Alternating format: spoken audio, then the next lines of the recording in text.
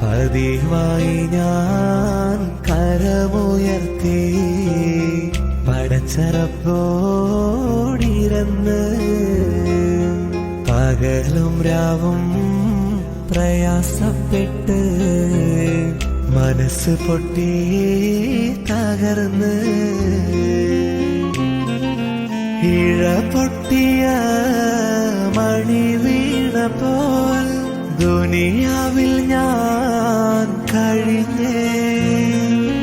ഇഴ പൊട്ടിയ മണി വീണ പോൽ ദുനിയാവിൽ ഞാൻ കഴിഞ്ഞേ.